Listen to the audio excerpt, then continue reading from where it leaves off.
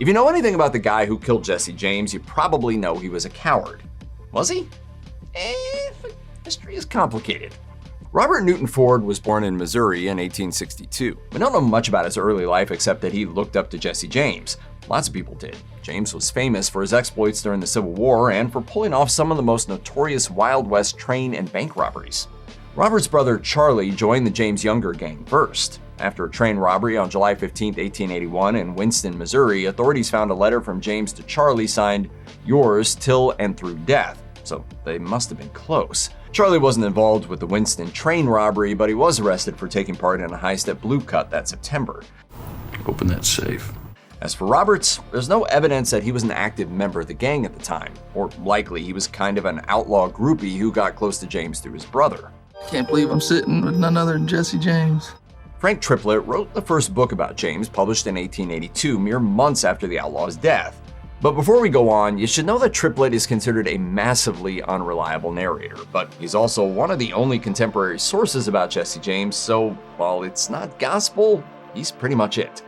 Triplett also claimed to be authorized to write about James by his mother and widow. And according to him, not long before his murder, James's mother said, "I've noticed Charlie since he has been here this last time. He has greatly changed. He does not look at me honestly as he used to. I fear he is meditating treachery." If that conversation actually happened, James should have listened. But Triplett's account goes on to quote James's alleged reply, which was, "Bob Ford I don't trust. I think he's a sneak. But Charlie Ford is as true as steel." While it may be true that James was less sure about Robert than Charlie, he trusted both brothers enough to let them live in his home with his wife and children. In November 1881, the Fords and Jameses, with James living under the name Thomas Howard, moved into a house in Missouri. Even so, James was careful never to turn his back on the Ford brothers, until he wasn't. Real quick, so the movie with Casey Affleck playing Robert Ford, that's based on a 1983 book titled the same as the movie, The Assassination of Jesse James by the Coward Robert Ford. That is a historical novel, which means it's not really a true story in a sense, but based on real facts, which I guess isn't that far from Triplett's work now that I think about it. While Robert Ford, the coward Robert Ford, is infamous for murdering Jesse James, it wasn't his first time taking a life.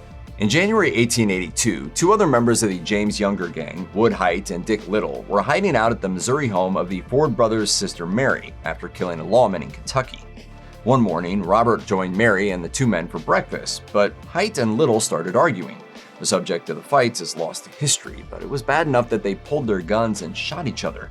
Their injuries weren't life-threatening. That is, until Robert got involved. For whatever reason, he whipped out his own gun and shot Height in the head, killing him.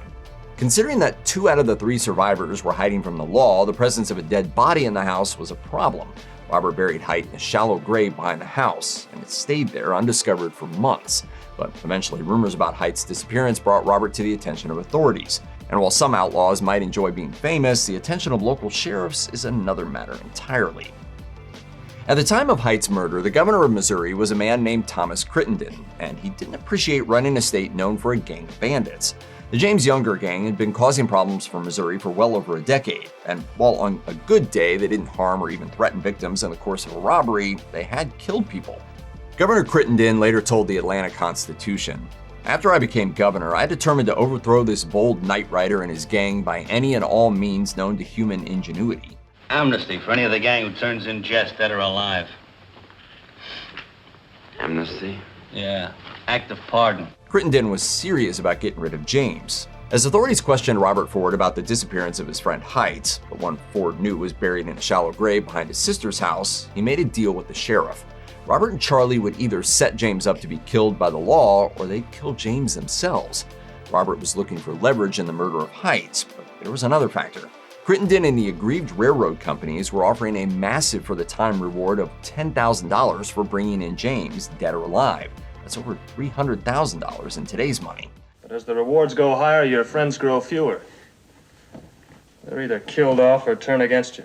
Still, murder was a crime, even if it was an outlaw on outlaw, but Crittenden agreed to pardon the Ford brothers if they killed James. If you were Robert or Charlie, killing James was just good business. Now they just had to wait for the moment. Robert and Charlie Ford continued living with James in his home while they waited for their chance. The moment had to be just right. James could be deadly, and he rarely let his guard down. They would only get one chance. They had a loose plan. It would need to be 2 against 1. James would have to be unarmed, which rarely happened, and he would have to have his back to them, another rarity. The opportunity finally presented itself on April 3, 1882. Well, go ahead, Bob. What are you waiting for? There's my back. Here, scrub it. Okay, well, that's not what happened. That would be too easy. According to the official story, James said he was warm and took off his jacket and his gun belt, so nobody who happened to be looking through the window saw him packing heat. Then he noticed a frame on the wall. That picture's powerful, Crooked. James climbed up on a chair to straighten it. That's when, seizing the moment, Robert Ford shot Jesse James in the back of the head. We have no way of knowing if that's what really happened either. James's wife Zerelda was at home, but she was in a different room and didn't see anything. And as for the Ford brothers, they were what you would call unreliable narrators. The official version comes from Triplett's questionable book, and his sources, if he used them, were the Fords themselves. The one thing we can be sure of is that the official story is full of holes. No pun intended. Fine, pun intended. A reporter who claimed to have interviewed the Ford brothers shortly after the murder quoted Charlie as saying, "You never expected to see Jesse James' dead body in St. Joseph, but we thought we would create a sensation and put him out of the way." Sensation was putting it mildly. As word of James's murder spread, many refused to believe it. It wasn't the first time he was reported to be dead. People wanted evidence, preferably a corpse. Crowds gathered at the house where the murder happened, and thousands more waited at the jail for a glimpse of the Fords. Hundreds also went to the morgue to catch a glimpse of the body. The governor had promised to pardon Robert Ford for both James's and Haight's murders, so the brothers admitted to the killing and didn't try to run. They were shocked when they were arrested and taken to the Buchanan County Courthouse, but they had nothing to worry about. The Ford brothers were indicted, pleaded guilty, and were pardoned all on the same day. Despite this, reports that the brothers were immediately hanged for the crime were so widespread that even the New York Times felt the need to debunk them.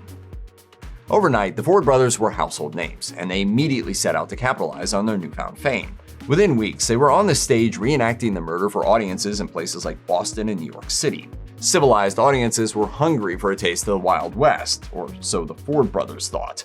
I've been a nobody all my life. I know I won't get this one opportunity, and you can bet your life I'm not going to spoil it. The reality, once again, was different. Residents of major East Coast cities had never been in danger from the James gang. In fact, they probably enjoyed reading about the legendary outlaws' daring robberies from the safety of their newspapers. Then there's the sad fact that James's widow had been left to raise 2 children on her own. Not to mention that in narrative terms, betrayal rarely kicks off a redemption arc. The Ford brothers had plotted to kill the friend who was giving them shelter, then shot him in the back. It seemed cowardly, and audiences weren't going to reward cowardice. The Fords expected a hero's welcome, but they were booed mercilessly and even threatened. Murder! Coward! Sometimes the brothers threatened the audience right back, and at least one performance ended when police were called in. You want to investigate my courage? Do you? Find out! Find out! Charlie Ford gave up and went home, but Robert Ford stuck it out. Instead of reenacting the murder, he just told the audience a story, minus the part where he shot James in the back. Eventually, he joined P.T. Barnum as a sideshow act.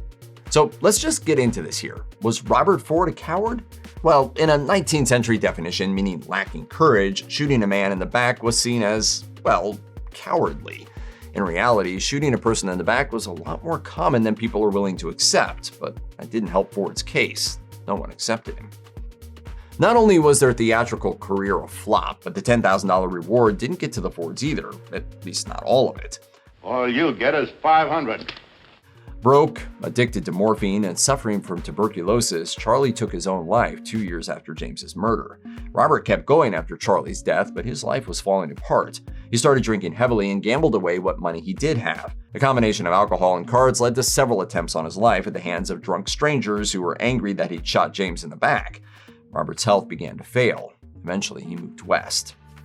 Robert would have to find a way to make an honest-ish living, so he bought a saloon. He opened his first establishment in Las Vegas, New Mexico. When it lost money, he moved to the booming mining town of Creede, Colorado.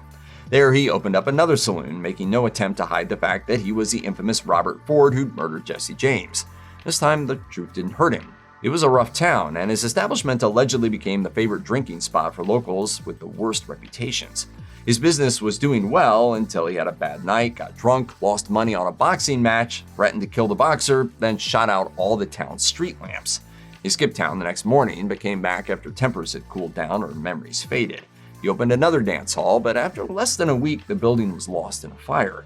Undeterred, within days, Robert had set up a large tent and was running a saloon out of it. That's when fate finally caught up to him. Just because you shot Jesse James, don't make you Jesse James. After Charlie Ford's death in 1884, a reporter projected, now Bob Ford is left singly and alone, and he too will doubtless meet the same fate. It was probably not the most out there prediction ever made, but when the time came, Robert Ford's death didn't come by his own hand like Charlie's. Instead, like Wood Height and Jesse James, he died at the wrong end of another man's gun. Hello, Bob. On June 8, 1892, Deputy Lawman Edward O'Kelly walked into the tent housing Robert's makeshift saloon with a shotgun and murdered the 30-year-old in cold blood. Why? Well, there were some reports the men had quarreled violently a few months earlier. Maybe it was over a woman, or maybe Ford accused O'Kelly of stealing a ring. Where's Kelly? Nobody tells anybody where they're working a claim. I ain't anybody. He stole my ring. Maybe that happened. Couldn't tell you. There was another possibility. Bob Ford made many enemies in his short life, and some people thought O'Kelly had been put up to it, maybe by a frontier gangster named Soapy Smith. O'Kelly turned himself in and refused to say why he'd done it, but if he expected to be treated as a hero for killing the man who killed Jesse James, he was in for a shock. He was convicted and sentenced to life in prison. After nearly serving 10 years, he was freed in response to a petition for his release signed by over 7,000 people. His freedom was short, however. He was shot and killed 2 years later in 1904.